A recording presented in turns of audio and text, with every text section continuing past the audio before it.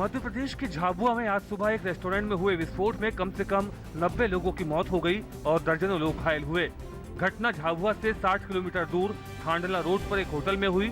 मुख्यमंत्री शिवराज सिंह चौहान ने मृतकों के परिजनों को 2 लाख रुपए और घायलों को 50,000 रुपए के मुआवजे की घोषणा की। वहीं राज्य सरकार ने इस हादसे के जांच के आदेश दे दिए हैं। सुशासन के लिए राष्ट्रीय केंद्र कार्मिक एवं प्रशिक्षण विभाग ने नागरिक केंद्रित शासन पर एक कार्यशाला का आयोजन किया। कार्यशाला में वित्त मंत्री अरुण जेटली ने कहा कि सरकारी एकाधिकार समाप्त होने चाहिए। सरकार ने जहां कहीं भी ऐसा किया है वहां बेहतर हुआ है। साथ ही उन्होंने कहा कि रसोई गैस सब्सिडी से दोहरे कनेक्शन समाप्त होने के साथ साथ 30% की बचत हुई है। प्रधानमंत्री कार्यालय में राज्य मंत्री जितेंद्र सिंह ने कहा कि केंद्र सरकार ने सेल्फ अटेस्टेड व्यवस्था की शुरुआत की। सरकार ने फिजूल के कानूनों को खत्म करते हुए प्रमाण पत्रों को सेल्फ अटेस्ट यानी स्व प्रमाणित करने की व्यवस्था लागू करने की सुविधा शुरू की। बिहार विधानसभा चुनावों के लिए एनडीए के घटक दलों के बीच सीटों के बंटवारे पर सहमति बन गई है और आज इसकी औपचारिक घोषणा की जाएगी। भाजपा अध्यक्ष अमित शाह की मौजूदगी में इसका औपचारिक ऐलान किया जाएगा। केंद्रीय शहरी विकास और संसदीय मामलों के मंत्री एम वेंकैया नायडू ने लंबे समय से लंबित पड़े वस्तु एवं सेवा कर विधेयक का पारित होना देश की अर्थव्यवस्था के लिए बेहद जरूरी करार दिया। उन्होंने कहा कि लोकतंत्र में सबको विरोध करने का अधिकार है, लेकिन साथ ही संसद का कामकाज भी चलने देना चाहिए।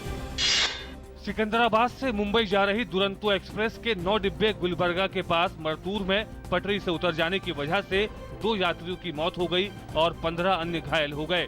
रेल मंत्री ने घटना की जांच के आदेश जारी किए हैं। रेलवे ने मृतकों के परिजनों को 2-2 लाख रुपए का मुआवजा और गंभीर रूप से घायल लोगों को 50,000 रुपए का मुआवजा देने की घोषणा की है। सऊदी अरब की ऐतिहासिक मक्का मस्जिद में हुए क्रेन हादसे में मृतकों की संख्या 107 हो गई है। वहीं भारतीय विदेश मंत्रालय ने बताया है कि मृतकों में 2 भारतीय भी शामिल हैं। 15 अन्य भारतीय घायल हैं। मालूम हो इस महीने के आखिर में शुरू होने वाली मुस्लिमों की हज यात्रा से चंद दिनों पहले सऊदी अरब की ऐतिहासिक मक्का मस्जिद में शुक्रवार को भयानक हादसा हो गया। अपनी खूबसूरत यात्रा के लिए मशहूर कालका शिमला टॉय ट्रेन का सफर कुछ यात्रियों के लिए काफी दुखद हो गया। शनिवार दोपहर कालका से रवाना होने के बाद ये टॉय ट्रेन मात्र 3.5 किलोमीटर ही चली थी कि इसके 2 डिब्बे टकसाल के निकट पटरी से उतर गए। हादसे में 3 लोगों की मौत हो गई, जिसमें 2 विदेशी पर्यटक और एक अन्य शामिल हैं, जबकि 8 लोग घायल हो गए। दिल्ली स्टूडेंट यूनियन चुनाव के नतीजे में एबीवीपी ने किया कमाल। लगातार दूसरी बार सभी सीटों पर कब्जा जमाया।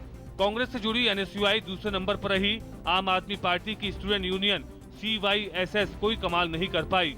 सत्येंद्र अवाना ने प्रेसिडेंट, सनी ढेड़ा ने वाइस प्रेसिडेंट, अंजलि राणा ने सेक्रेटरी और छत्रपाल यादव ने ज्वाइंट सेक्रेटरी की पोस्ट पर जीत हासिल की। केंद्रीय मंत्री एवं भाजपा के वरिष्ठ नेता अरुण जेटली ने अपने राजनीतिक करियर की शुरुआत डूसू से की थी। उन्होंने एबीवीपी की जीत पर ट्वीट कर बधाई दी। भाजपा के राष्ट्रीय अध्यक्ष अमित शाह ने भी ट्वीट करके कहा, परिषद के सभी कार्यकर्ताओं को डूसू चुनाव में सभी सीट जीतने के लिए दिल से बधाई।